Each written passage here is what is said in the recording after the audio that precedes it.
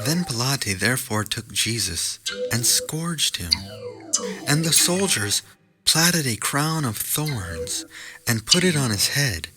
And they put on him a purple robe and said, "Hail, King of the Jews!" And they smote him with their hands.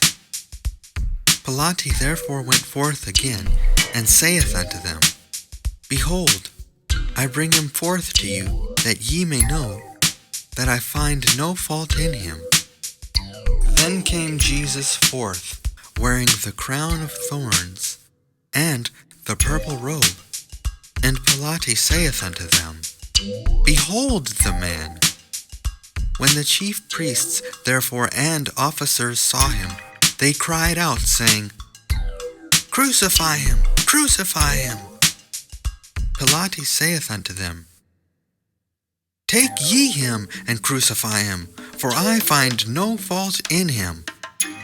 The Jews answered him, We have a law, and by our law he ought to die, because he made himself the Son of God.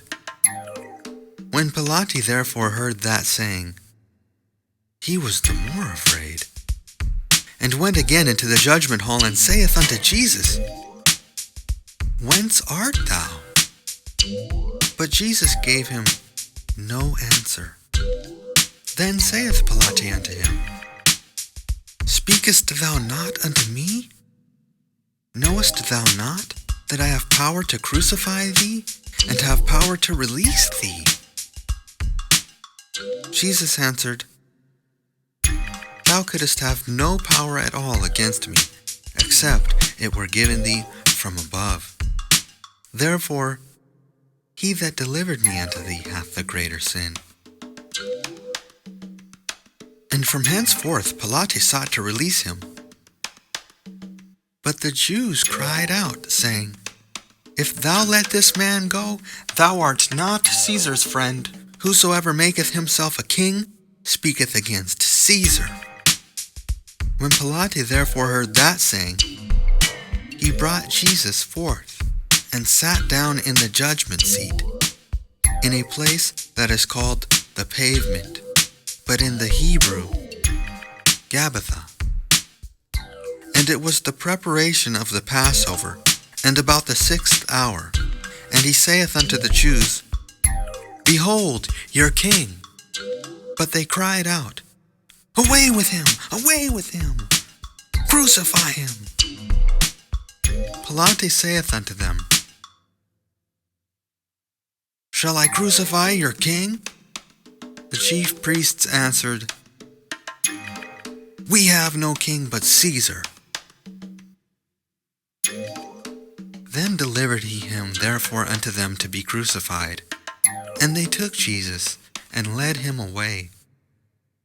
And he, bearing his cross, went forth into a place called the place of a skull, which is called in the Hebrew, Golgotha, where they crucified him, and 2 other with him, on either side one, and Jesus in the midst.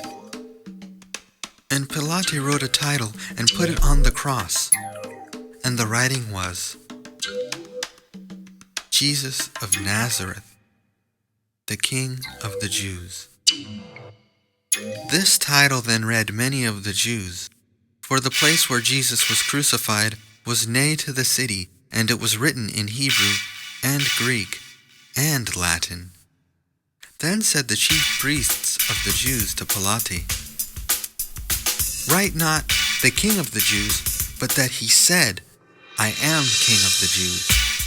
Pilate answered, What I have written, I have written. Then the soldiers, when they had crucified Jesus, took his garments, and made 4 parts, to every soldier a part, and also his coat. Now the coat was without seam, woven from the top throughout.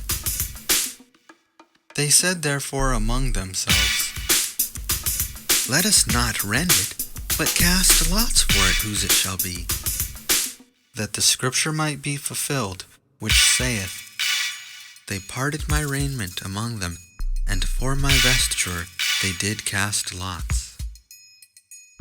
These things therefore the soldiers did.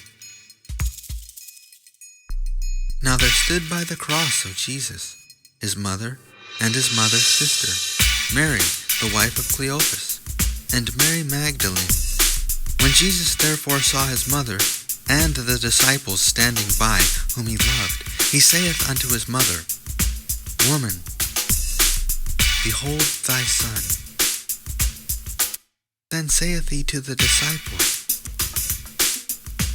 Behold thy mother. And from that hour, that disciple took her unto his own home. After this, Jesus, knowing that all things were now accomplished, that the scripture might be fulfilled, saith, I thirst.